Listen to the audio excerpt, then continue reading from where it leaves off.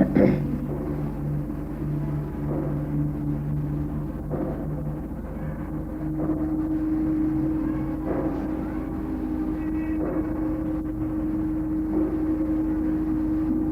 में से बहुत से लोग ऐसे हैं कि जो अभी अभी रियलाइज़ हुए हैं, कुछ लोग ऐसे हैं जो थोड़े दिन पहले रियलाइज़ हुए हैं, और कुछ लोग ऐसे हैं जो बहुत पुराने रियलाइज़ हुए हैं, जो कि इस चीज़ को समझ गए हैं कि अपनी चेतना क्या है, वो किस तरह से कार्य प्रवण होती है, किस तरह से कार्य करती है, और किस तरह से हम उसको अपनाते जाते हैं।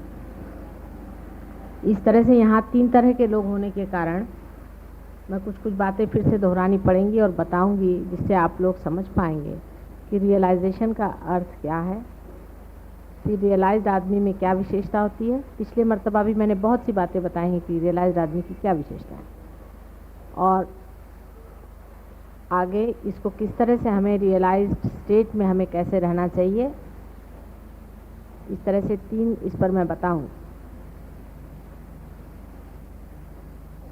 इतना ज़रूर होना चाहिए कि इस वक्त आपने जो पढ़ा लिखा है, जहाँ पर भी जो कुछ भी पढ़ा हुआ है, उसको अभी भूल जाइए।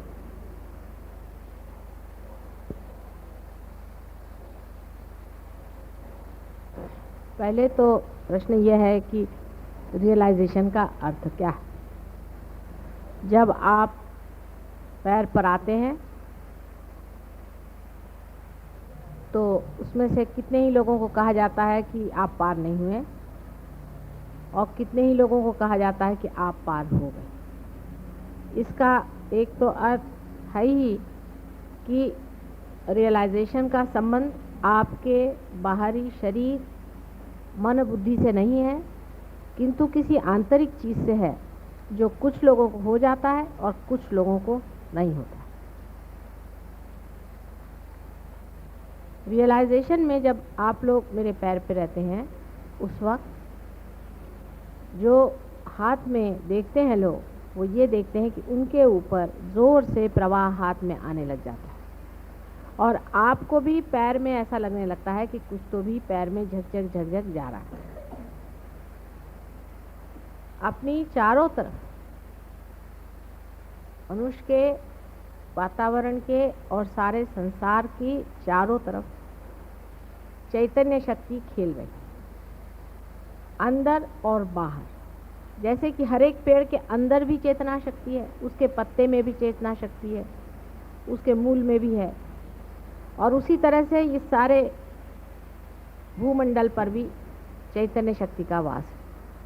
चारों तरफ जैसे कोई ईथर होता है, इस तरह से ये चैतन्य शक्ति चारों तरफ चल रही है, और अंदर बाहर हर जगह उसका वास है। और वही शक्ति पूरा जो कुछ कार्य जड़ शक्ति का करने का है, करती रहती है। अब ये शक्ति हमारे अंदर कुंडली नामक, इसको कि कुंडली लोग कहते हैं, कुंडलिनी कहते हैं, लेकिन कुंडलिनी एक शब्द है दिया हुआ। हालांकि परमात्मा ने किसी भी चीज़ को अर्थ ही दिया है और शब्द तो दिया नहीं है, जैसे किसी का नाम दिया नहीं, पर मानव ने दिया हुआ नाम इसका कुंडलिनी। कुंडलिनी नाम की शक्ति, कुंडलिनी नाम की शक्ति हमारे अंदर रीढ़ की हड्डी के नीचे जो त्रिकोणाकार अस्थि है, उसमें स्थित है।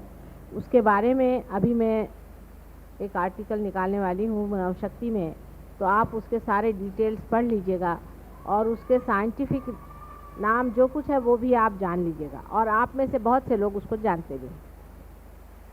अब आपका चित्त जो है,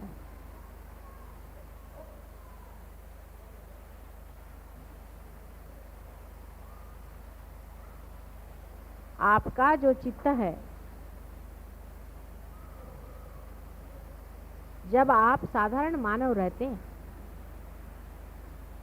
तो शरीर, बुद्धि और मन तीनों में रहता है, और आप खोजते रहते हैं उस चीज़ को जिससे आप आनंद पाए। जब आप उस चैतन्य शक्ति से एकाकार होते हैं, कुंडलिनी के जागृति से सहस्त्रार पे आपका चित्त आकर के उससे एकाकार होता है, तब आपका चित्त जो है अपनी कुंडलिनी पर जाता है और अपनी कुंडलिनी पे जाते ही आपका दूसरों के भी कुंडलिनी पे जाता है। यानी अभी तक आपका चित्त 3 जगह तक जा सकता था, अब एक चौथी जगह जाता है जो निराकार शक्ति है, और उसमें जाते ही आप विचारों से परे उठ करके और इस मन, बुद्धि और शरीर तीनों को देखने लगते हैं साक्षी स्वरूप होकर। आप जिन लोगों के हाथ में से झंझन झंझन ऐसे चैतन्य की लहरियां बह रही हैं, इन लहरियों को हम लोग इतने सहज में पा गए हैं कि हम जानते नहीं कि कितनी बड़ी चीज़ हमें मिल गई। पहला तो सबसे बड़ा जो प्रॉब्लम है वो कि इतनी बड़ी चीज़ इतने सहज में कैसे मिली। जैसे कि एक छोटी सी चीज़ समझ लीजिए कि मानव का जन्म हम लोग इतने सहज में पा लेते हैं कि हम ये जानते ही नहीं कि मानव जन्म पाना जन्म जन्मांतर की मेहनत के बाद बड़ी मुश्किल से मानव का जन्म होता है, और उसका पुनर्जन्म तो बहुत ही जन्म जन्मांतर की मेहनत के बाद और खोज के बाद पुनर्जन्म होता है। लेकिन वो इतने सहज में घटित हो रहा है कि उसकी कीमत हम लोग समझ नहीं पाते, और ये भी सोचते हैं कि इतने जल्दी कैसे हो। उसकी वजह ये थी कि आज तक आप सारी खोज बाहर कर रहे थे और चीज़ आप ही के साथ थी। जैसे कि आपके अंदर कोई हीरा बैठा हुआ है और आप सारे दुनिया में खोज रहे हैं और आपके यहीं हीरा गिरा हुआ है, और फौरन किसी ने बता दिया कि हीरा तो यहीं है, और आपको रास्ता भी बता दिया, आपने हीरे को पकड़ लिया। फिर आप ये थोड़ी कहेंगे कि अरे इतने जल्दी कैसे। आप तो यही कहेंगे कि अरे मैं यहीं था और मैं दुनिया भर में कहाँ खोजता फिर रहा था। ये बात वास्तविक हो रही है।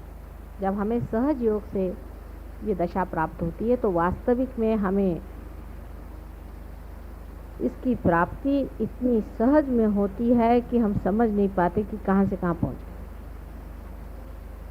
या ये कहिए कि आधुनिक युग में जिस तरह से आप एकदम से चंद्रमा पे पहुँच जाते हैं, पता भी नहीं चलता। आप अगर चंद्रमा में एक क्षण में अगर पहुँच सके, ऐसी कोई व्यवस्था हो जाए, तो आप हो सकता है कि आप ऐसे ही महसूस करेंगे कि हम ये कहाँ पहुँच गए, कैसे हो सकता है चंद्रमा में हम एक क्षण में कैसे। इसी तरह से ये घटना जो है इतनी सहज में होती है, इतने सहज में ये घटना होती है कि आपको ऐसा लगना स्वाभाविक। लेकिन कोई बात सहज में हो जाए और चाहे बहुत तकलीफ़ से हो जाए, याद वो रहती है जो तकलीफ़ से होती है और समझ में वो होती है जो तकलीफ़ से होती है। ये मानव का स्वभाव है, और मानव उसी में अपने को बड़ा धन्य समझता है जो वो किसी कर्तव्यगारी से पाता है। बाप ने अगर लाखों रुपए की भी उसको स्टेट दे दी तो उसकी वो विशेषता नहीं समझता, पर उसके कमाई से उसने अगर 2 रुपए भी मेहनत से कमाए तो उसको बड़ी भारी चीज़ समझता है कि मेरी कमाई। ये उसके अहंकार का लक्षण है, ये उसके अहंकार की तृप्ति है। लेकिन सहयोग में तो अहंकार ही जब टूटता है तब फिर अहंकार से कोई चीज़ पाने की तो बात ही नहीं। इसलिए अहंकार जो है वो अतृप्त रह करके इस तरह की शंकाएं अंदर उठाता है कि ऐसे सहज में क्यों। अब अपने रियलाइजेशन की जो तरीके और जो होता है, जैसे जैसे रीति से वो होता है, ये सब आप मुझसे बहुतों ने देखा। तो किताबों में अब हर एक किताब में एक नया तरीका पाएगा कि जब आत्म साक्षात्कार होता है तो ऐसे हो जाता है, वैसा हो जाता है, ये हो जाता है। अब इसमें से कितने लोग पार हैं और कितने नहीं हैं, एक परमात्मा ही जानता है। लेकिन आप में से जो लोग पार हुए हैं और धीरे धीरे आपने अपनी गति ऊपर की है, आप लोग जानते हैं कि आदमी जब पहले पार होता है तो सिर्फ उसका सहस्त्रार टूटता है और वो एकाकार होता है उस चैतन्य शक्ति से। फिर इसके बाद तो भी वो यहीं रहता है। और उसकी दृष्टि अपने और दूसरों के कुंडलिनी पे आ तो जाती है, लेकिन वाइब्रेशंस जो उसके अंदर आ रहे हैं वो कभी कभी एकदम रुक जाते हैं। और वो अगर अपने सर पे हाथ रखे तो देख लेगा कि उसके सर पे जहाँ पर कि बिल्कुल नरम हो गया था वहाँ फिर से कड़क हो जाता है, कैल्सिफिकेशन हो जाता है। तुमचं झालं ना, कालच पार झालं होतं, अभी आप कल ही पार हुए थे और आपका कैल्सिफिकेशन। उसकी वजह क्या है? उसकी वजह यह है कि हमारे अंदर जो ईगो और सुपर ईगो है वो हट जरूर जाते हैं, हमारा चित्त बीचों बीच जरूर आ जाता है, लेकिन वो फिर से ग्रो करके और एक हो जाता है।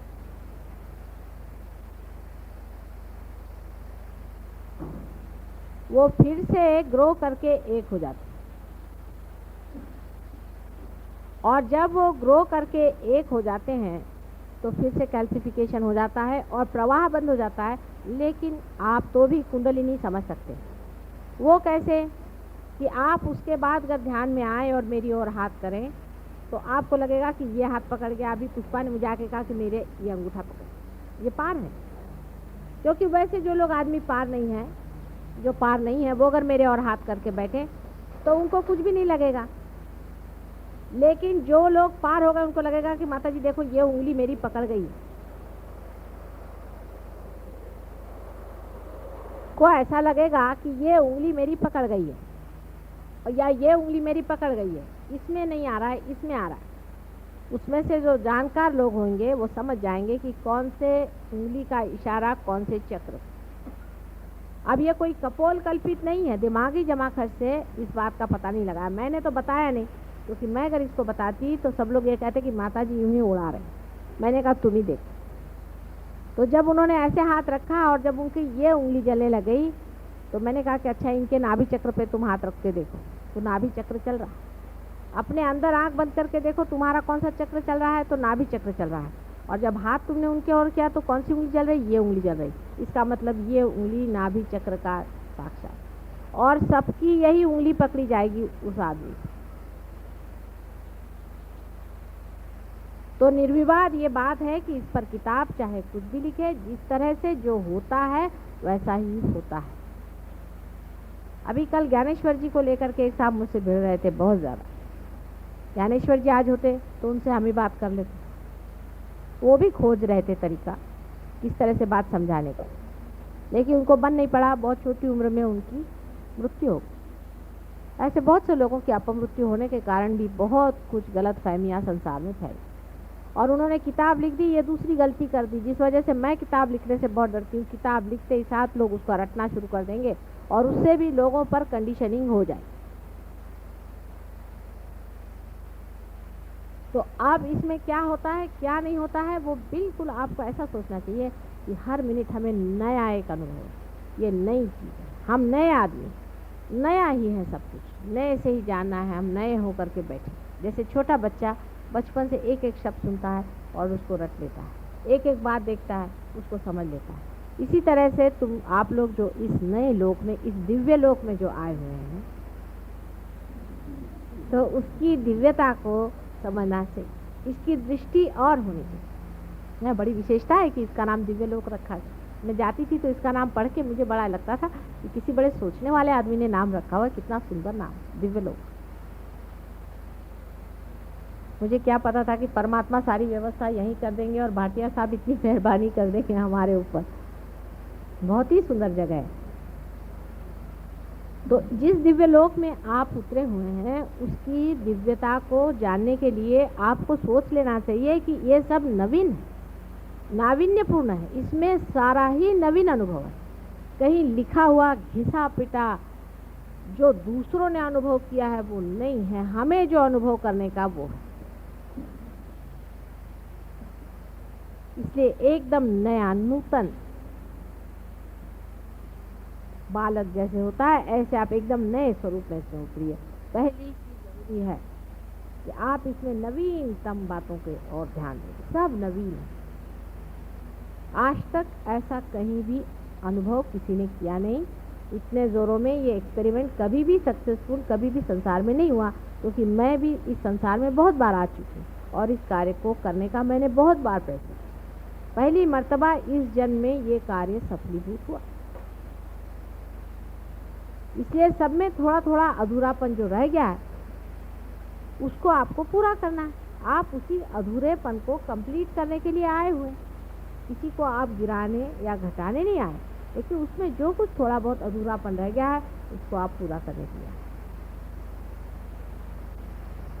अब आप सोचिए कि एक नए ज़माने के, नए विस्तार के एक नए लोग आप, और सारे संसार के लिए आपको मार्गदर्शन करें। इतने रियलाइज लोग एक छत के नीचे बैठ करके उस परम शक्ति को पा रहे हैं। कितनी बड़ी भारी शक्ति आपके अंदर से विशेष रूप से प्रवाहित है और लोगों के अंदर से नहीं है। संसार या आप जानते हैं, उसमें कोई आपको अब शंका नहीं रहेगी। जिनको थोड़ी बहुत शंका है इसका कारण ये कि वो अभी अभी पार हुए, इसलिए थोड़े दिन में उनको भी नहीं रहेगी।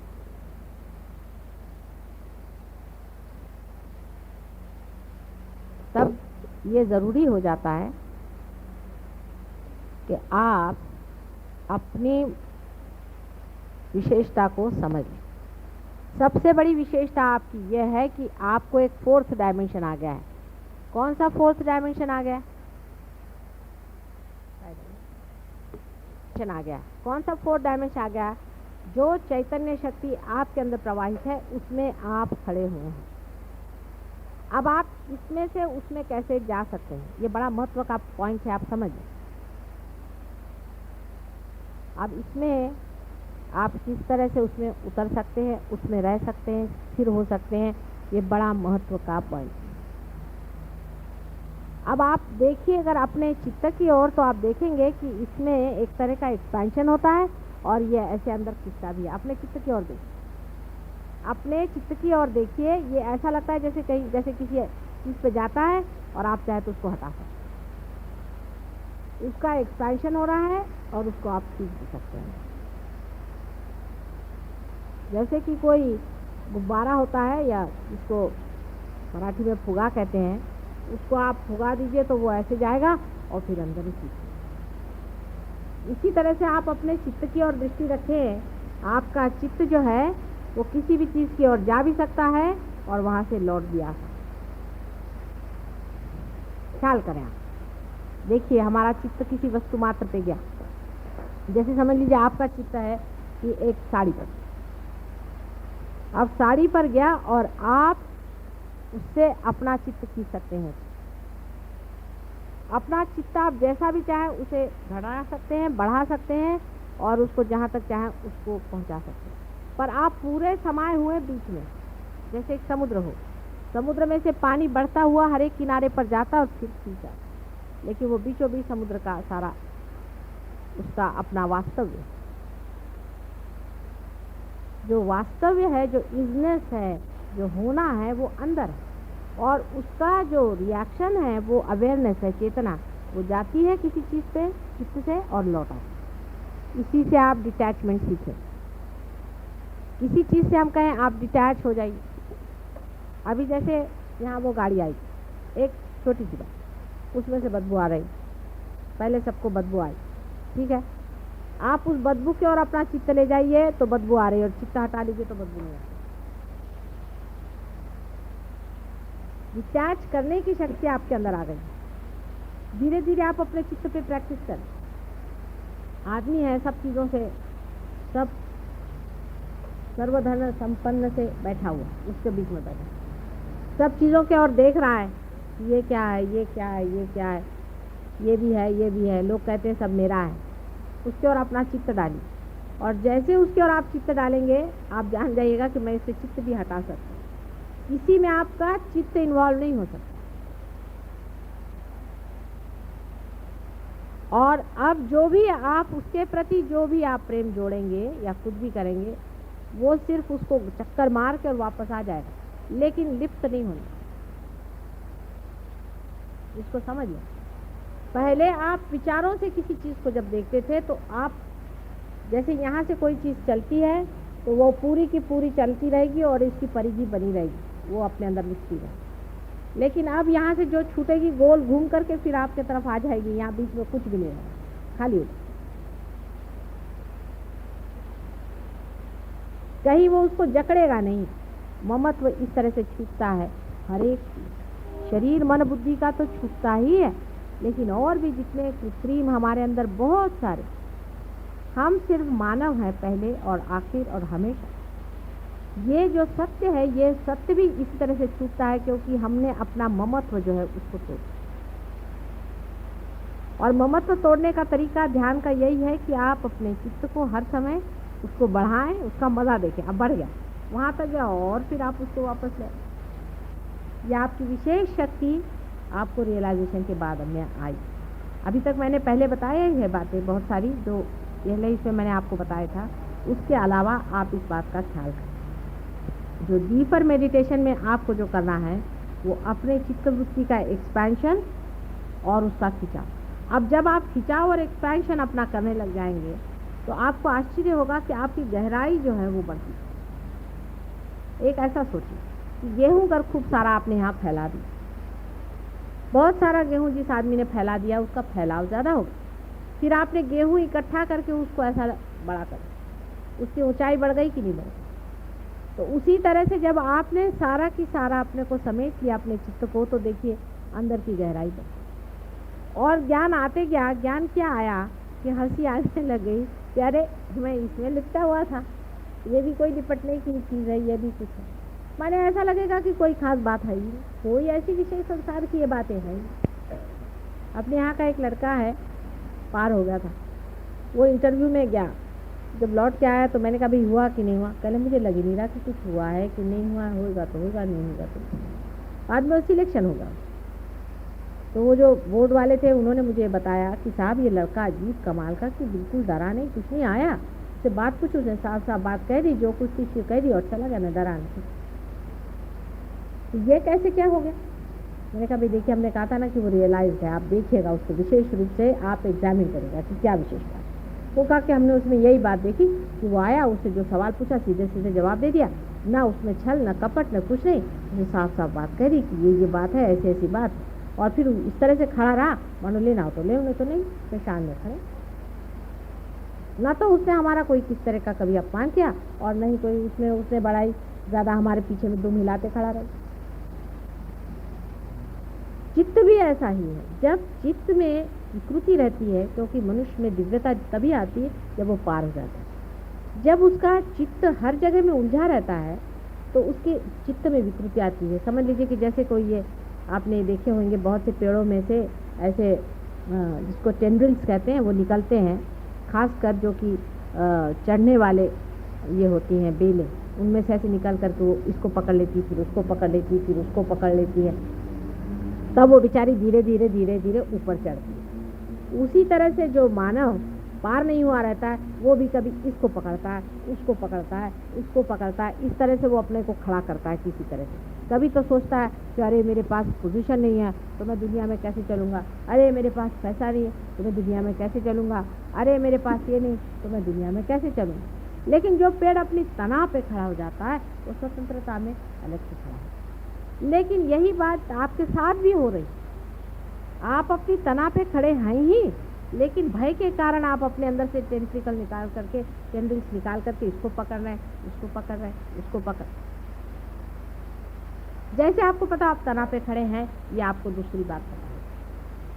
पहली तो ये कि चित्त का निरोध नहीं करने का, उसको रोकने का नहीं, चित्त कहीं उलझेगा ही नहीं। आप कोशिश करें तो चित्त कभी उलझेगा नहीं। एक डीप मेडिटेशन में आप प्रयत्न करें, कोई सा भी बड़ा सा प्रश्न आ जाए आप उसकी ओर देखें, और देखते साथ आपको आश्चर्य होगा कि चित्त वहाँ जाता है और लौट आता है, चित्त कहीं उलझ नहीं जाता। फिर आप ये सोचें कि समझ लीजिए कोई बड़ी भारी दुखद घटना हो, तो आप ये सोचिए कि यहाँ दुखद घटना हुई, लेकिन संसार तो वैसे ही चल रहा है। दुख और सुख जो है वो एक हमारा दिमागी जमा खर्च। ऐसी कौन सी बात हो गई है जो हमें बड़ा दुखी बनाती है या हमें बड़ा सुखी बनाती है, या ऐसी कौन सी चीज़ है या अरुचि से, किसी आदमी से हम नफरत करें और किसी से हंसें। ऐसी कोई सी भी बात नहीं है जिसमें ये होना चाहिए। धीरे धीरे आपका चित्त का बढ़ना बहुत जोरों में प्रसारित होने लग जाता है। और उसके बाद चित्त जब बिल्कुल सबल हो जाता है, बिल्कुल पूरी तरह से सबल हो जाता है, तब फिर जिसको कि हम लोग देखते हैं, ने भी देखा कि आपके हाथ वाथ जलते हैं, किसी को हाथ लगाने से हाथ जलते हैं, किसी को कुछ करने से पकड़ जाता है। शुरू में ऐसा होगा और उससे दूर रहना चाहिए, जहाँ तक हो सके एकदम आग भट्टी में मत डालिए। जब लड़की खाना बनाना सीखती है तो पहले एक छोटे से चूल्हे पर थोड़ा सा एक कपड़ा लगा करके धीरे धीरे, फिर उसके बाद जरा उसका हाथ जलना सीख लिया तो फिर वो बड़े चूल्हे पर काम करना सीखती है। उसमें भी वो पहले संती लेती है, फिर एक तवा लेती है, फिर उसके ऊपर में वो रोटी सेकती है। उसके बाद जब वो एक्सपर्ट हो जाती है तो हाथी से रोटी बना लेती है, चूल्हे में हाथ डाल करके भी वो ठीक से ऐसे ऐसे कर सकती।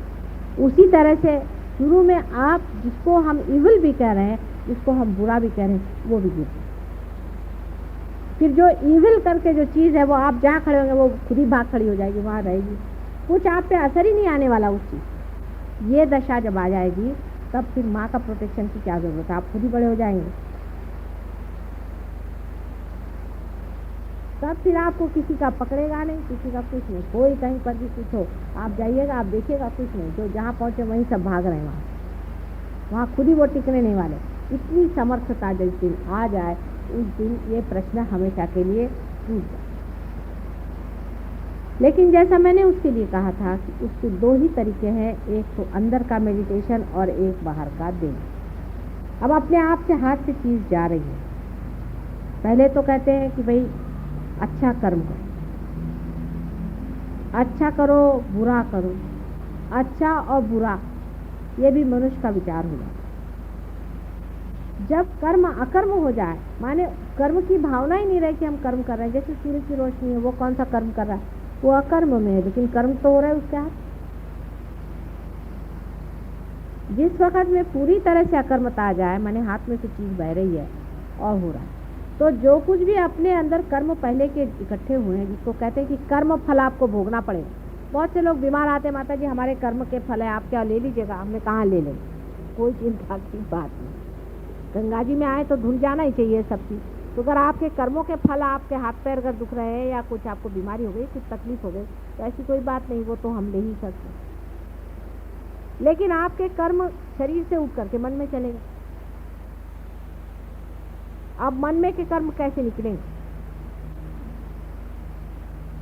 वो तो यहाँ से भाग खड़े होंगे, माता जी की वजह से चाहे शरीर ठीक हो, लेकिन अब मन के अंदर वो कर्म बैठे हुए हैं। आप पार भी हो गए तो भी अब ये गंदगी निकलेगी कैसे? इसलिए यही कर्म जब आप करते रहेंगे तो अकर्म में ये सब बह जाए, और जितना आप इस जन्म में कर डालेंगे उतना ही कर्म खत्म हो जाएगा।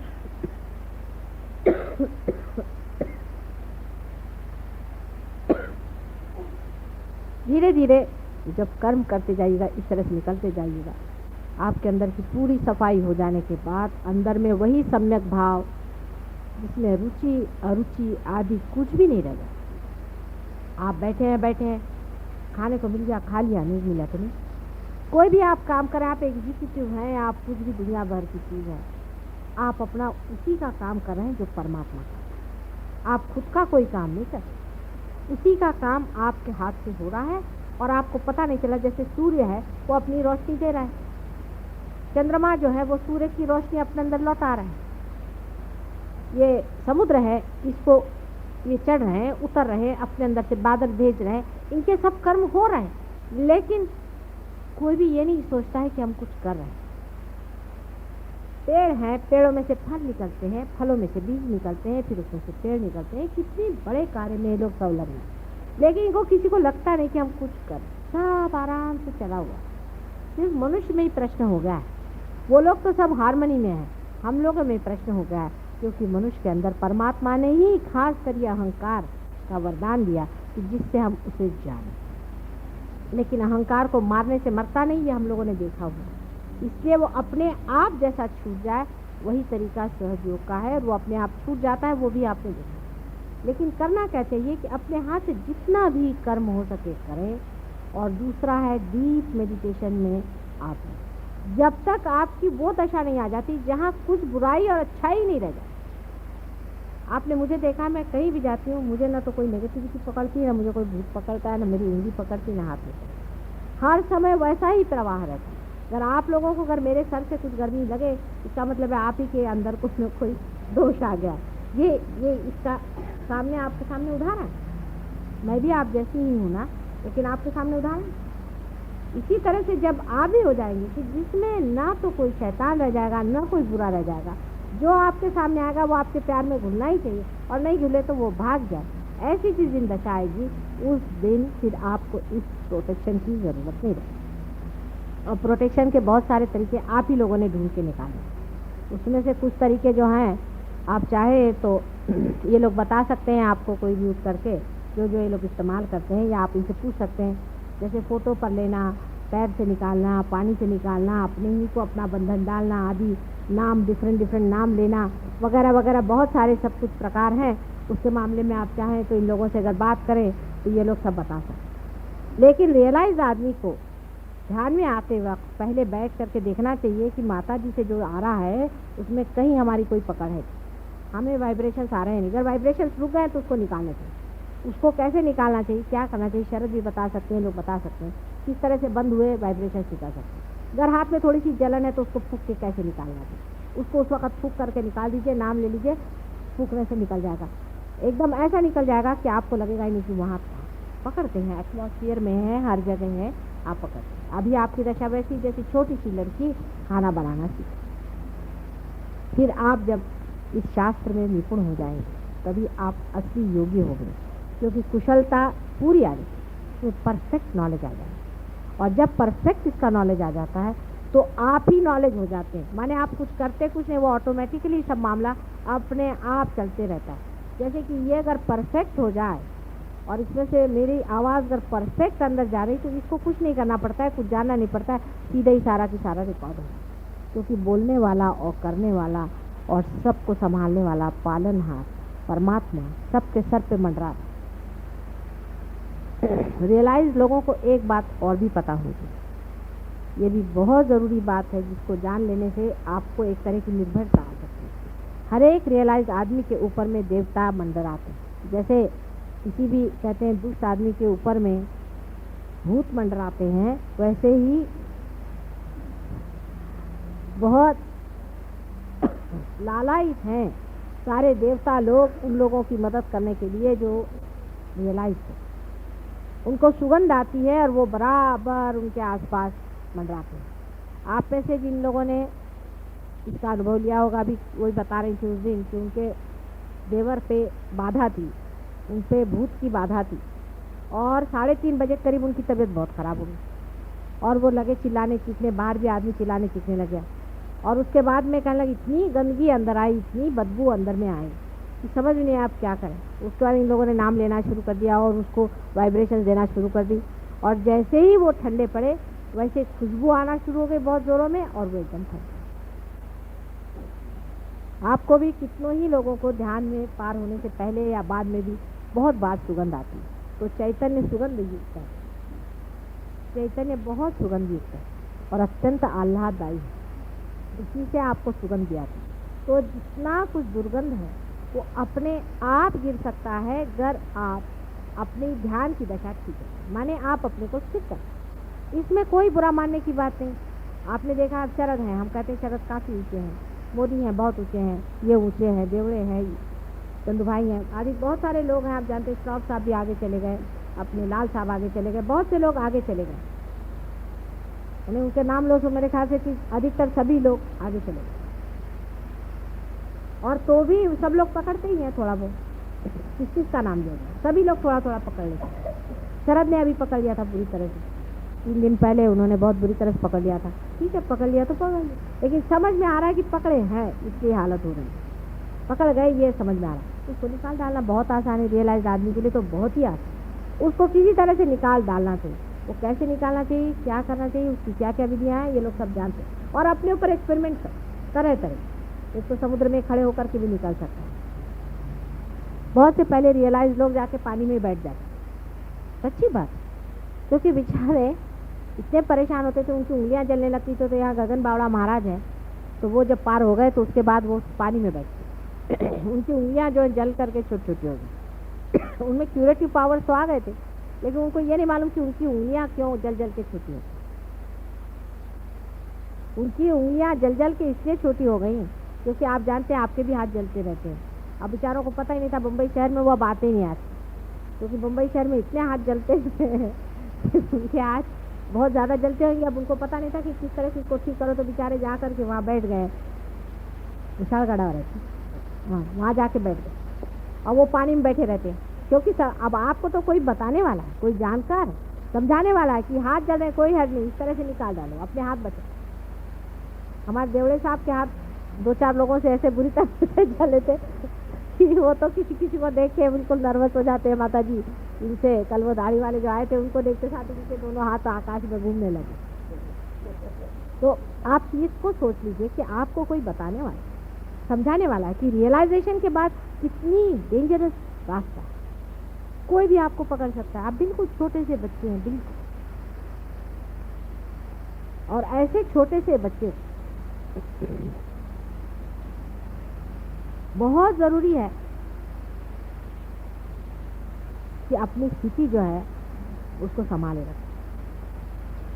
हमारा तो आप पर सब पे हाथ है ही हर समय, और हर समय आपका सबका ख्याल बना और अत्यंत प्रेम है सबके, और बड़ा गौरव भी लगता है और बड़ा आनंद भी आता है कि इतने लोग आज मेरे बेटे हैं, बच्चे हैं। बड़ी गौरव की बात है माँ के लिए और पार में। लेकिन जो पाया हुआ है वो छोटी छोटी चीज़ों पे मत छोड़ो। आप लोगों को सबको इसका अनुभव आया है। कभी आप जादव से पूछे, जादव आपको बताया। अभी पाटिल साहब आए, वो मुझे बता रहे हैं। इधर लेडीज़ में है, कितनी लोग बता सकते हैं कि कैसे कैसे इनको अनुभव आए, कैसे कैसे ठीक करें। मतलब कोई भी प्रॉब्लम हो उसको तो मैं सॉल्व कर सकती, पर थोड़ा थोड़ा आप भी सीखें, आप भी करें, आप भी सीखें, जानें इस चीज़ को। आप ही डॉक्टर और आप ही दवा, आप ही के हाथ से जाने वाला है, आप ही उसको समझने वाले। उसमें थोड़ी सी कहीं चोट वोट लग भी गई तो माँ बैठी हुई ठीक करने के लिए, कोई चिंता की बात नहीं। ऐसे पहले कहाँ थे लोग, क्योंकि बेचारे अब जो ऐसे लोग पार भी हुए हैं वो तो कहते हैं कहाँ से हम पार हो गए, भगवान बचा रहे। ऐसे ऐसे इसीलिए लोग पहले थे कि पार हो जाते थे तो हाथ में चिमटा लेकर बैठते। उनका दोष नहीं था, कोई भी आए उसको तड़ातड़ मारते थे। कोई अगर जलाने वाला आता था जिसकी तरफ से ऐसी गरम गरम भाप आती थी तो उसको लेकर चिमटे से मारते थे, तो उनको चिमटे वाला बाबा कहते थे। हमने अपने बचपन में देखे ऐसे, मैं देख के हैरान हूँ कि जो आए उसको चिमटे से मारे, जिसको देखो उसको। मुझे बड़े प्यार से बुला रहे थे, तो मैंने कभी चिमटे उमटे से मार इसके पास कौन जाए। तो उसकी वजह यह है कि इन लोग को बताने वाला और समझाने वाला कोई था ही नहीं। अब आप इतने लोगों की बीमारियाँ ठीक करते हैं, कैंसर जैसी बीमारियाँ आपने ठीक की, इस तरह की सब बीमारियां आप ठीक करते हैं, कितनी ही तरह की बाधाओं को आपने हटा दिया है, इतना आपने कार्य किया हुआ। ज़रूरी है कि उसमें आपको कुछ न कुछ पकड़ेगा ही लेकिन उसका इलाज, उसका भी दवाखाना है, आपका भी दवाखाना है, और आपको बताने वाला भी बैठा है और सब बारीकी समझाने वाला बैठा है। तो डरने की ऐसी कोई बात। फिर भी अगर आप डरे तो इसका मतलब है कि आप आगे जाने का इस जन्म में नहीं। ये तो रियलाइज लोगों की बात हुई। लेकिन एक और बात हमको समझना चाहिए, बहुत से संत साधु ऐसे हैं जो मर चुके हैं लेकिन वो जन्म नहीं ले पा रहे हैं। कोशिश कर रहे हैं बहुत लोग, लेकिन जन्म नहीं ले पाते क्योंकि उनको वैसा जीव नहीं मिल रहा है या कुछ और प्रश्न है। तो ऐसे संत साधुओं का भी ऐसा विचार बन रहा है कि हमारे बीच में जो लोग कभी भी रियलाइज नहीं हो सकते, ऐसे बहुत से लोग हैं अपने यहाँ जो कभी भी नहीं होंगे, क्योंकि उन्होंने पहले कुछ ऐसे कर्म किए हुए हैं, कुछ ऐसे प्लान सेट किया है, कुछ किया है, इस तरह के इसमें फंसे हुए रहे या कुछ ऐसी बात है। तो वो कहते हैं कि हम इनके अंदर आ जाएं, तो आपको उनके अंदर बाधा सी लगेगी, लेकिन वो लोग कोई नुकसान वाले नहीं, उनसे लड़ने की ज़रूरत नहीं। ये हालांकि बड़े प्योरिटन लोग जो हैं उनको अजीब सी बात लगेगी, माता जी ऐसी बात कैसी कर, उनको छेड़ो नहीं। अगर उनको छेड़ोगे तो ये हो जाएगा कि उनके अंदर भूत भी घुस सकते हैं, क्योंकि अंदर भूत तो घुसे ही हुए हैं। भूत नहीं होंगे तो संत आ जाएंगे, संत आने से अपना कार्य हो। इसलिए बहुत से लोगों पे संत भी उतरे, उनकी बड़ी इच्छा है, उन्होंने ऐसे कहा है मुझसे कि हम चाहते हैं कि हम अपने को लाएं, लेकिन अब हम छोटे बच्चे के रूप में आए तो तुम्हें कैसी मदद होगी। इसलिए बेहतर है कि ऐसे लोग जो तुम्हारे इसमें आते हैं और जो पार होने की हमें दिखाई नहीं देता, ऐसे बहुत से लोग, वो लोग अगर पार भी नहीं हो रहे हैं तो भी आपको उनसे भिड़ने की ज़रूरत है, पर वो आते रहेंगे हमेशा। वो 4 साल आएंगे, नहीं 6 साल आएंगे, वो 10 साल भी आएंगे, कोई है उनसे भिड़ना। आ रहे हैं, बैठने दो, आपको मालूम है पार नहीं है, जो एक बार पार हो गया वो तो पार होता रहेगा, लेकिन जो हुआ ही नहीं पार और डावाडोल चल रहा है उससे भिड़ने की ज़रूरत है। ये आज आपको मैं एक सीक्रेट बात बताऊं, उन पे भी संत ही लोग काम करते हैं, क्योंकि बगैर उसके काम नहीं बन रहा। भूत बाधा जो है उसको भगाने के लिए संत ही लोग काम करेंगे, क्योंकि आप लोगों को तो वो दिखाई नहीं देता, आप तो उस परलोक में तो जा नहीं सकते, तो उन्हीं को ये कार्य करने दीजिए। तो वो लोग कहते हैं कि हम आकर के इस पर कार्यान्वित रहेंगे और आपके कार्य को हम बढ़ाएंगे। वो आपको किसी को ठीक नहीं करेंगे, कुछ नहीं करेंगे, पर वो इस तरह का कार्य करेंगे कि वो दूसरों के साथ में, जैसे ऐसे लोग हैं वो ज़्यादा भाषा प्रवण होंगे, वो बोलेंगे अच्छे, लोगों को खींच करके लाएंगे, बहुत से और लोगों को लाएंगे जिनको आना। ऐसे हमारे पास में एक साहब थे, उन्होंने हमारे ऊपर आर्टिकल भी लिखा था, पर वो कुछ ज़्यादा ही बिचकाए गए तो वो भाग गए, उनको कभी पार नहीं होने वाले। उन पर एक दूसरे आ गए, उन्होंने कहा कि चलो लिखो इनके ऊपर, तो वो लिखने लगे हमारे ऊपर। फिर उसके बाद में वो ज़रा कुछ बेचारे इसलिए चक्कर में फंस गए कि वहाँ पर दूसरा ही रंग चल गया, तो वो उसी में फंस। तो ऐसे लोगों को बचाना चाहिए, उनको संतों ही के साथ रखो, कम से कम सदाचार में रहेंगे और अपने यहाँ आने से उनके ऊपर कभी भूत बाधा नहीं आएगी, उनको शारीरिक पीड़ा नहीं होगी, उनको मानसिक पीड़ा नहीं होगी, उनकी बुद्धि सरल है, क्योंकि संत किसी को सताते हैं, इसलिए उनके अंदर संत ही लोग आए। लेकिन जो महंत है वो भी आपके ऊपर मंडरा रहे हैं, वो आपकी मदद कर रहे हैं, वो भी आपकी मदद कर रहे हैं, वो आपको बहुत सारी बातों से बचाएंगे और आपको संभालेंगे। आपके शारीरिक, मानसिक, बौद्धिक प्रोटेक्शन रहेगा, आपके संसार की जो काम है उसको देखेगा, आपके घर द्वार का जो काम है वो देखेगा, आपके बाल बच्चों को संभालेंगे, ये सब वो लोग करेंगे। लेकिन आप लोग अपने को पूरी तरह से परमात्मा में समझें, बहुत बड़ी आप पे जिम्मेदारी है। आज मैं चाह रही थी कि अगर किसी को कोई प्रश्न हो, कुछ डिस्कशन करना हो तो वो करें। दूसरे श्रॉफ साहब ने मुझे बहुत अच्छे दिए हुए हैं, और आप लोग बागीचे में जैसे गार्डनर होते हैं उस तरह से आपको इस बागीचे को कैसे, आपको इस बागीचे में कैसे रखना है, उसको किस तरह से ठीक लगाना है, कैसे चलाना है, वो सब आपको सोचना है। वो आप सोच करके आप उसका बताएं कि कैसे। उन्होंने एक जो बात कही वो ठीक है, वो कह रहे थे कि अगर हम लोगों ने रियलाइजेशन दिया और उसके बाद हमने फॉलो अप नहीं किया तो रियलाइजेशन हो जाए, ये बात है। अगर हम लोगों ने अपनी जो रियलाइजेशन की जो देने पर भी उसको अगर हमने फॉलो अप नहीं किया, उनको प्रोटेक्ट नहीं किया, उनको आगे हम बढ़ाते नहीं रहे, उनका हमने ख्याल नहीं किया, तो हो सकता है कि उनका जो रियलाइजेशन है वो खो सकता है और फिर बहुत देर बाद जागेगा जब तक उनको परेशानी रहे। इसलिए सबको इसमें समेटे रहना है और सबको हर महीने एक बार तो भी मिलना चाहिए। हर एक रियलाइज आदमी को हर महीने एक बार तो भी मिलना चाहिए। वो ऐसा आप बना लीजिए कि हर महीने में एक बार सबके पास में चिट्ठी जाए, या कोई ऐसा न्यूज़पेपर बना लीजिए कि जिसको सब लोग पढ़ते हों, उसमें एक महीने के लिए वहाँ पर दिया जाए जहाँ पैसा न लगे। पैसा आप लोग कहीं भी मत दें और ना किसी से आप पैसे के मामले में पढ़िए नहीं। आश्रम भी बनाने के लिए जो गवर्नमेंट ज़मीन भी देगी उसमें भी कभी इस तरह से विचार ना करें कि अब उसमें आप सब्जी लगाइए, फिर आप सब्जी बेच रहे हैं। ये सब धंधे करने की कोई ज़रूरत नहीं। हम लोगों को पैसा नहीं कमाना है। आज आपने पढ़ा होगा कि वो चेयरमैन स्टेट बैंक का क्या हाल हो गया, वो आश्रम में गए, 90 लाख उसको दिया, 20 लाख उसको दिया, वहाँ फर्नीचर बन रहा है। फर्नीचर बनाने का क्या आश्रम में काम करने का होता है? अक्ल लगाइए। आप मेहरबानी से अपने इसमें फर्नीचर बनाकर उसको बेचिएगा नहीं तो कल देखिएगा कि हमारे पीछे लोग फर्नीचर बना रहे हैं, कोई ज़रूरत नहीं। वहाँ पे आपको मना आया तो आप गार्डनिंग करना, नहीं तो गार्डनर रख लेना। ये सब काम करने के लिए बहुत से लोग, आप लोग कोई विशेष काम के लिए आप ध्यान में और चैतन्य पे और दूसरों के दुख दूर करने में, उनको चैतन्य देने में, उनको जागृति देने में, उनको पार कराने में सहूलत है। और पैसा जहाँ तक है दूर रखो। पैसे के मामले में बिल्कुल आप लोग मत कि पैसा और वो पैसे का इंतज़ाम होना चाहिए और इतना इतना रुपया लो और उसका हिसाब किताब रखो, कोई बात। चैतन्य का और पैसे का हिसाब किताब आपने जोड़ दिया तो आप पकड़ जाएंगे हमेशा। इसलिए पैसा और परमात्मा इसका बिल्कुल कोई संबंध नहीं। कोई आपको मुफ्त में जगह देता है, भले नहीं देता है तो बात है, सब परमात्मा की जगह। आप अगर कहीं बैठे हुए हैं, किसी ने आपको जगह दे दी तो परमात्मा का आदमी था, उसे दी, नहीं दी भला। जगह से कोई भी मनुष्य परमात्मा नहीं है। आश्रम बहुत से बने हुए हैं, ऐसा अपने को आश्रम नहीं बना, इसलिए उधर कोई भी दृष्टि न लगा। मेहरबानी से अपनी दृष्टि उधर न लगाएं कि आश्रम में हम ये करेंगे, वो करेंगे और आश्रम में हम बिजनेस करेंगे, मैं ये चीज़ कभी चलने नहीं दूंगी। और जब मैं देखूंगी कि आप लोग इस धंधे में फंसे हैं तो मेरे बस का आप लोग नहीं, फिर मैं आपको बिल्कुल छोड़, बिजनेस आपको बिल्कुल नहीं करना हाथ से, किसी भी तरह। पैसा भी आपको इकट्ठा नहीं करना किसी भी तरह, कोई सी भी चीज़ से।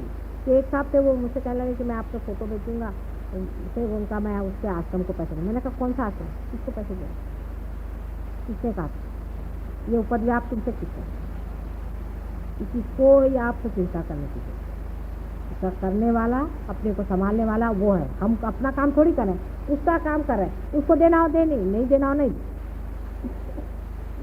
और वही काम जो रात दिन हम गोबर खाने का करते हैं, वो इसमें आकर के भी करने का है तो कोई फायदा नहीं। मुझे इस तरह का सुझाव कोई भी न दे, क्योंकि 2-4 ने दिया है, इसलिए मुझे बड़ा जी घबराता। मेहरबानी से मुझे इस तरह के सुझाव को मैं सुनने वाली नहीं। ऐसे तो मैं सीधी हूँ और भोली भी हूँ, लेकिन ऐसी बड़ी चालाक भी, इस चक्कर में मैं आने वाली नहीं हूँ। आपको पहले ही मैं बता देती हूँ कि पैसे के चक्करबाजी में आपने अगर मुझे चला है तो मैं उसमें चलने वाली नहीं। चाहे तो आप लोग पार हो चाहे नहीं हो, मेरा इससे कोई मतलब। पहले समझ लेना चाहिए कि पैसे का और इसका कोई भी संबंध कहीं भी किसी जगह भी नहीं। दूसरी चीज़, राजकारण से इसका संबंध नहीं। अभी आपको ऐसा भी लोग आएंगे कि चलो तुम इलेक्शन में खड़े हो जाओ, तुम्हारा इतना फॉलोइंग है, आपको राजकारण में जाना तो आप राजकारण में जाए, लेकिन राजकारण मनुष्य ने बनाया, परमात्मा ने बनाया। जो परमात्मा की चीज़ है उसमें जब खड़ा होना तो इसका राजकारण से और सत्ता से कोई भी संबंध नहीं। ये पहली बात आती है। और इसका कोई भी पदवी से संबंध नहीं है। अगर आप ये सोचे साहब हम बड़े भारी ट्रस्टी हैं, अभी सब यहाँ तो 2-4 हैं बेचारे अभी, लेकिन कोई अपने को सोचे कि मैं बड़ा भारी एक इसका सेक्रेटरी हूँ समझ लीजिए, या मैं इसका चेयरमैन हूँ, मैं कल सोचूँ मैं चेयरमैन हूँ, तो इसमें चेयरवेयर का कोई भी संबंध नहीं। और ना इसका कोई आसन है ना पीठ है। पहली बात समझ, आपस में करने की बात है।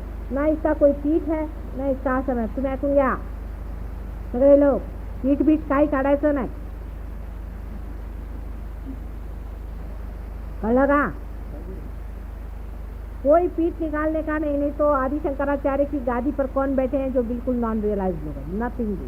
कोई गादी पर किसी के नहीं बैठने वाला, सब अपनी ही गादी पर बैठे। दूसरे की गादी पे बैठने से हमेशा आपको निकालने का डर रहता है। अपनी अपनी गादी पर सब लोग बैठेंगे और अपनी गादी से अपने पे ही राज करेंगे तो बहुत कुछ है। तो 2-4 चीज़ों को बिल्कुल गांठ बांध लें। तीसरी चीज, सच्चरित्र, सदाचार और शुद्धता, इसके बगैर आप कुछ भी इस मार्ग में जाने। अगर आपके अंदर कोई ऐसी आते हैं उसको आपको छोड़ने का प्रयत्न करना ही होगा, मेरे पाँव की कसम लेकर। असल में बात यह है कि अब आपके अंदर शक्ति है वो छोड़ना। जैसे हिंदुस्तानियों की खास आदतें ये हैं, आपस में बुराई करना। अब आप प्रेम में बंधे हुए हैं, हम लोग सब भाई बहन हैं। आपस में अगर किसी में कुछ हो भी गया, हो सकता है कोई किसी का पैर दिख भी जाए, तो ज़रूरी नहीं कि उसको जाकर सारे संसार में आप बदनाम करते थे। मुझे आकर आप बताएं, उस चीज़ को हम ठीक कर सकते हैं। लेकिन जान दे करके भी अपने भाइयों को बचाने की आप पे पूर्ण जिम्मेदारी, भाइयों पर और बहनों। उसके लिए कुछ भी करना पड़े, हमें उसको बचाना पड़ेगा। मतलब मॉरली, इसका मेरा मतलब नहीं आप उस किसी को पैसा दे फिर वही आता। आप किसी को पैसा उधार नहीं दे, तो अगर आपसे पैसा उधार मांगता है बिल्कुल एक कौड़ी मत, बिल्कुल देने की ज़रूरत है, इसमें पैसा उधार देने की ज़रूरत नहीं। कर कोई आदमी अपने स्पिरिचुअल लाइफ में, कुंडलिनी में उसका पतन हो रहा हो या उसको किसी तरह से गिर रहा हो, उसकी कोई आदत पड़ गई, उसकी सबको मिलकर मदद करनी चाहिए। उस पर चक्र चलाओ अपने प्यार। पवित्रता पूरी हमारे अंदर जब तक नहीं आएगी तब तक हमारा कार्य बिल्कुल अधूरा रहेगा। आपको ये पता होना चाहिए कि सारी दुनिया की दृष्टि आप दिए लगा करके आप उसकी दिवाली सजा लें। लोगों की दृष्टि घर पे नहीं होती, उस दियों पर होते हैं जो जलते। आप हरेक के जीवन की और संसार की दृष्टि है कि आखिर ये जो बड़े पार हो गए हैं और दुनिया भर की बीमारियां ठीक करें, इनका जीवन कैसे।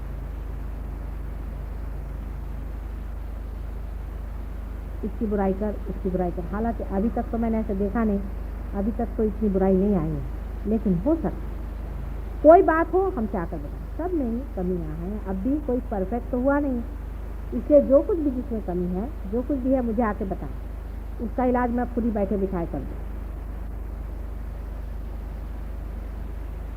और अपने में जो कमी है वो किसी को कहने में शर्माएंगे, सब अपने भाई बने। जैसे आप कह देंगे मेरा ये पकड़ा है, वैसे ही वो साफ हो सकता है। अगर आप नहीं कहेंगे तो कौन कहने वाला। इसमें कोई बुरा मानने की बात नहीं। आप जानते सबका ही पकड़ता है, सबको ही होता है। आपस में सभी डॉक्टर है, डॉक्टर लोग आपस में फ्री आपस में इलाज करते हैं, इसलिए आपका सबका इलाज फ्री हो सकता है। भाईचारा आना चाहिए और अत्यंत पवित्र जीवन की ओर अपनी दृष्टि रखनी चाहिए। बैठिए। तो पवित्रता बहुत जरूरी है, उसके बगैर कार्य इसका बन नहीं सकता। पहले अगर पवित्रता की मैं बात करती ना तो वही परवर्जन की बात आ जाती कि एक तरह से आप एक चीज़ छोड़ने जाते तो दूसरी चीज़ पकड़ लेते, दूसरी चीज़ छोड़ने जाते तो तीसरी चीज़ पकड़ लेते। लेकिन रियलाइजेशन के बाद ये प्रॉब्लम नहीं रहती। रियलाइजेशन के बाद में जो यहाँ पे छेद कर दिया है ना, उसके कारण हर एक चीज़ यहाँ से निकल जाएगी। आप एक चीज़ छोड़ेंगे तो वो यहाँ से निकल जाएगी, छूटेगी यहाँ से, पूरी ही निकल जाएगी। इसलिए वो कहीं और जगह नहीं घुसने वाली। ये जो यहाँ छेद कर दिया है इसका फायदा है। जो आदत हो उसको विचार मन में ले लें और यहाँ रख करके उसको निकालें। कहाँ पर वो आदत है आपको वहीं भारीपन लगेगा। नाभि पर, किसी को खाने की आदत है बहुत ज़्यादा, अच्छा नहीं लगता बहुत ज़्यादा, नाभि पर ध्यान दें। नाभि आपकी यूँ करेंगे, नाभि से ले करके उसको धीरे धीरे धीरे धीरे करके निकाल देंगे। सब निकल, सब आपके यहाँ से निकलेंगी, सब गंदगी यहाँ से निकलेगी, सब अब उल्टी तरफ से, उल्टा पवन चल रहा है, उल्टी तरफ से चले। अभी देवड़े साहब ने मुझे बताया कि मैं यहाँ से अभी श्वास लेता हूँ। सच्ची बात है, श्वास, देखना, सुनना, सूंघना, स्वाद, सब यहाँ से। आखिर सब चेतना ही की वजह से होता है, और जब चेतना यहीं पर आ गई तो सब यहीं से। हृदय का स्पंदन, सारे शरीर का कार्य यहाँ से प्रमाण है। इसलिए कोई सी भी ऐसी बात जिसको आप निकालना चाहते हैं अपने अंदर से, उसको आप बस दबा करके और यहाँ से निकाल दीजिए, आपसे छूट जाए। सारी आपसे आपकी यहाँ से निकल के छूट जाए, क्योंकि जो छेद हो गया ना ये बड़ा फायदे का। ये छेद नहीं था इसलिए इधर से दबाइए तो, जैसे कहते हैं समुद्र को एक तरफ से दबाइए तो दूसरे तरफ निकलता है, लेकिन अगर उसमें अगर एक जगह बना दी जाए तो बह जाएगा। इसलिए एक तरफ से अगर दबाइएगा दूसरी तरफ से निकलेगा नहीं, वो बाहर निकल आएगा। प्रयत्न लेकिन करें और सोचें, अपनी ओर देखें कि हमारे अंदर क्या अपवित्र चीज़ है। जैसे हमारी माँ का नाम है, ऐसे ही हमें निर्मल होना है। और हमारे अंदर क्या पवित्र चीज़ है, दूसरों के अंदर नहीं। फिर यही बात आती है। हाँ, अभी मैं देख रही हूँ किसी को लग रहा है कि हाँ उनमें ऐसा, उनमें ऐसा। ये नहीं, मेरा मतलब हमारे अंदर क्या, मतलब हम जो हैं इसके अंदर कौन सा। फिर हमारे मिस आइडेंटिफिकेशन के हैं, मतलब हमने किसी को अपने को समझ लिया है कि हम भाई ईसाई, हम मुसलमान, हम हिंदू, अब बस बाकी सब ये मिस आइडेंटिफिकेशन। हम हिंदुस्तानी सबसे अच्छे, बाकी सब बेकार। ये सब मिस आइडेंटिफिकेशन है और सब झूठ, सब कुछ झूठ। सिर्फ सच एक ही है कि हम मनुष्य हैं। बिल्कुल उस सच्चाई पे एकदम आ जाए, रियलिटी। पहले चीज़ आप उस पर आ जाए तब आपको बाकी की सब चीज़ें समझ में आ जाएंगी कि आप सब कुछ। मिस आइडेंटिफिकेशन अपने जो है उनको देखते रहें पूरी समय, हर समय देखते रहें। अभी हम क्या सोच रहे हैं, अभी ये सोच रहे हैं कि घर जाके हमें अभी खाना बनाना है। अभी यहाँ पर कैसे कुछ लोग ये सोच रहे हैं कि अब ऑफिस से कैसे आए थे, क्या हुआ, अब ऑफिस में कल क्या हुआ। तरह तरह की बातें लोग सोच रहे हैं, मुझे सब मालूम है क्या करें। निर्विचारिता में मेरा भाषण सुनना चाहिए था, लेकिन ठीक है, इन्हीं विचारों को ले लिया जाए। खाना हमारा बनाने वाला बैठा हुआ है, हम नहीं खाना बनाते। आप एक बार ये सोच के देखिए, जब आपके अंदर ये भी चमत्कार हो गया कि आप बैठे बिठाए निर्विचारता में उतर गए, तो भी चमत्कार देखिए। क्योंकि मैटर भी तो उसी चैतन्य शक्ति से चलती है। उसको भी देखें, खाना बनाने वाला बैठा हुआ है। ऐसे ऐसे आपके प्रश्न जो हैं ऐसे सीधा, निर्विचारिता में जाते ही आप समझ जाएंगे कि आप शरणागत परमात्मा के हो गए हैं और निर्विचारता में उसकी मदद आपके अंदर आ गई। आपको कुछ अगर और प्रश्न हो तो मुझे आज पूछ लीजिए, और आज ध्यान नहीं करेंगे हम, क्योंकि ध्यान का समय पहले हो चुका है, काफ़ी अच्छा सबको ध्यान होगा। अगले वक्त में ध्यान होगा, उस वक्त कुछ अगर हो सके तो मंत्र वगैरह पूजन वगैरह करा जाए, जिससे कि आपको विशेष रूप से कवर किया जाएगा। इससे ये कि आप पे फिर कोई आफत है, बाहर जो शैतान लोग घूम रहे हैं, इससे आप लोग और संकट में नहीं आए, वो ज़रूर आए। उसके बाद का प्रोग्राम पूना में है, जिनको पूना आना है पूना भी आ सकते हैं, लेकिन पूरे हफ्ते का प्रोग्राम ये 2 हफ्तों में अगर आप अटेंड करें तो अच्छा रहेगा। अब जो मैंने बात कही है उससे विचार करें। अब मेरी बात से आपको कंडीशनिंग नहीं हो सकता, कंडीशनिंग भी यहाँ से निकल जाए, बात का जो सार है उतर जाए, कंडीशनिंग यहाँ से निकल जाए। रियलाइजेशन के बाद सबसे बड़ा फायदा यह है कि कोई चीज़ आपको चिपक नहीं सकती, उसकी जड़त्व जो है वो नहीं चिपक सकता, उसका चैतन्य स्वरूप चिपक सकता। मैं अगर उर्दू में बोलूँ, चाहे मैं फारसी में बोलूँ, चाहे मैं फ्रेंच में बोलूँ, लेकिन उसकी जो चैतन्य शक्ति बह रही ना उस शब्दों में से, उसको आपके अंदर आ जाए, उससे सिर्फ वो जो वाइब्रेशन है वो आपको पता है, तो भाषा समझ में नहीं आने की जरूरत है, उसका जो प्रेम है ना अंदर से वो आपके अंदर पता है। जैसे फूल का आपको नाम नहीं पता हो, लेकिन शहद आपके अंदर उतरता है, सुगंध आपके अंदर उतरता है, सुगंध तो चैतन्य है और फूल का नाम जो है वो जड़ है। तो नाम आपके समझ में नहीं भी आए, सुगंध तो हर एक मनुष्य को आता है, हर एक मनुष्य को सुगंध आता है। किसी फूल को रखो तो सब बता सकते, चाहे वो अंग्रेज हो, फ्रेंच हो, चाहे इंडियन हो, सबको सुगंध आता है, उसको कोई भाषा करने की जरूरत है। इसी तरह से है परमात्मा का सुगंध जो ये चैतन्य शक्ति है, ये भी हर एक आदमी को आ सकती है, चाहे किसी भाषा में। इसे इस भाषण में जो मुझे कहना था तो दूसरी बात, लेकिन जो मुझे देना था वो दूसरी बात, वो अंदर आत्मसात हो गए, और उसके साथ जो कुछ अंदर गड़बड़ियाँ हुई है वो यहाँ से निकाली, अंदर चरवण होगा, और इसके कारण जो कुछ भी चक्र घूम करके फेंकना चाहता है उसको फेंक नहीं, अपने हाथ से उसको निकाल। किसी का सर जरा भारी होगा और निकाल, सर जब भारी होता है एक तो दूसरों का पकड़ते हैं, कुछ अपना भी बचा कुचा निकल आता है, निकाल, तो कोई बात नहीं, लेफ्ट हैंड से निकाल दे, राइट हैंड मेरे ऊपर।